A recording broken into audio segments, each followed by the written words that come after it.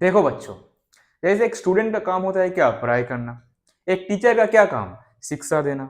एक पुलिस का क्या काम, लॉ एंड ऑर्डर को मेंटेन करना। एक चोर का काम है चोरी करना, है ना। एक जो सट्टा खेलता है उसका काम है क्या, जुआ खेलना।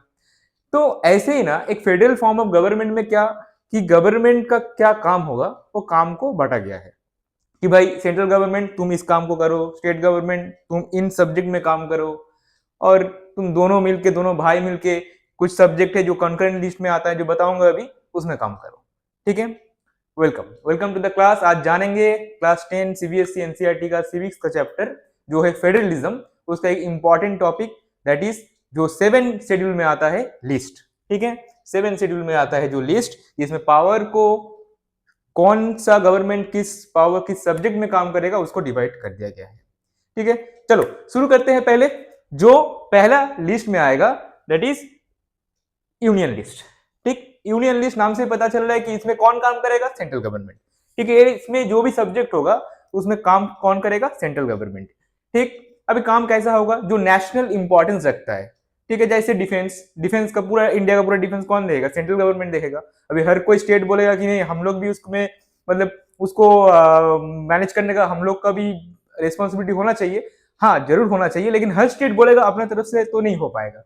तो उसका काम सेंट्रल गवर्नमेंट देगा कि भाई डिफेंस मेरा काम। ठीक है। तो एग्जांपल कि यूनियन लिस्ट में आएगा defence, foreign affairs, foreign affairs बाहर के कंट्री का साथ रिलेशन, ट्रेड एंड ऑल, सब कुछ देखेगा कौन, यूनियन लिस्ट में, यूनियन गवर्नमेंट या फिर सेंट्रल गवर्नमेंट। उसका बाद देखो banking, banking system, railways, postal service, ये सारे जो नेशनल इंपॉर्टेंस का चीजें हैं, ये करेगा कौन, सेंट्रल गवर्नमेंट। जो आएगा कौन सा लिस्ट में, यूनियन लिस्ट में।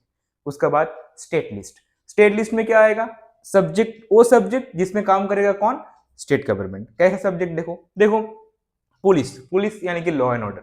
लॉ एंड ऑर्डर स्टेट का कौन सा मानेगा, जिसका रिस्पॉन्सिबिलिटी है वो है स्टेट गवर्नमेंट का। ठीक है। उसके बाद देखो लोकल गवर्नमेंट, लोकल गवर्नमेंट जैसे म्यूनिसिपालिटीज एंड पंचायत, इसको कौन देखेगा, ये देखेगा स्टेट, जो आता है स्टेट लिस्ट में। एग्रीकल्चर, ठीक है, ये भी आता है किसमें, स्टेट लिस्ट में। ठीक। मतलब अभी इसको स्टेट लिस्ट, ये रिस्पॉन्सिबिलिटी स्टेट का है। अभी इसमें तो हर कोई काम तो मतलब सेंट्रल गवर्नमेंट नहीं कर पाएगा। ठीक है ना। इतना सारा काम है, काम को तो बांटना होगा। और अगर central government law and order को भी देखने जाए तो उसमें तो जो फेडरल फीचर है वो मतलब खत्म हो सकता है ना। अगर सारे काम सेंट्रल गवर्नमेंट स्टेट का भी करेगा तो जो फेडरल फीचर्स है ऑफ डेमोक्रेसी वो खत्म हो जाएगा। ठीक। ये तो हो गया स्टेट लिस्ट। ठीक है। इसका बाद देखो आता है next, that is concurrent list. ये कॉन्करेंट लिस्ट क्या बताया कि दोनों भाई मिलकर इसमें काम करेगा, सेंट्रल गवर्नमेंट भी काम करेगा और स्टेट गवर्नमेंट भी काम करेगा। ठीक। वो आता है जो सब्जेक्ट, वो आता है कॉन्करेंट लिस्ट में। सब्जेक्ट कैसा, जैसे एडुकेशन, एडुकेशन पहले स्टेट लिस्ट में था, अभी 42nd अमेंडमेंट एक्ट ऑफ 1976 में उसको क्या कर दिया गया ना, उसको कॉन्करेंट लिस्ट में डाल दिया गया। ये कॉन्करेंट लिस्ट हम लोगों ने लिया है कहाँ से, ऑस्ट्रेलिया से। हाँ याद रखना, ये कॉन्करेंट लिस्ट को लिया गया है ऑस्ट्रेलिया का जो कॉन्स्टिट्यूशन है वहां से। तो कॉन्करेंट लिस्ट में सब्जेक्ट वो होगा जिसमें दोनों गवर्नमेंट काम करे। देखो जैसा एग्जांपल देखो, जैसे एडुकेशन तो बता दिया, अभी एडुकेशन है, फॉरेस्ट है, मैरिज एंड डाइवोर्स है।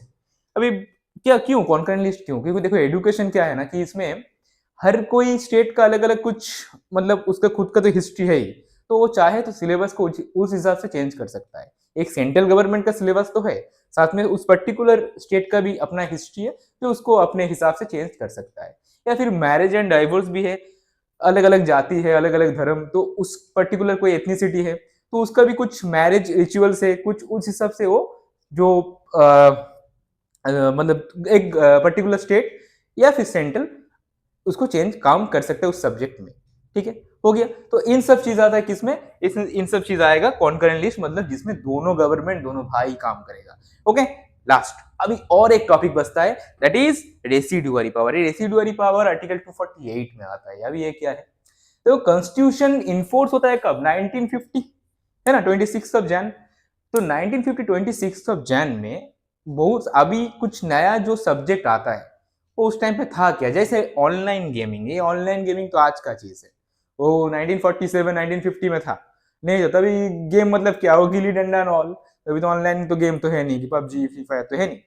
तो इसमें अभी कुछ रेस्ट्रिक्शन, रूल्स एंड रेगुलेशन लाना तो अभी तो आ चुका है। तो वो तो नया सब्जेक्ट है, उस टाइम पे नहीं था, नया सब्जेक्ट आया। इसको कहाँ डालें, इसको डालेंगे हम लोग रेसिडुअरी पावर में।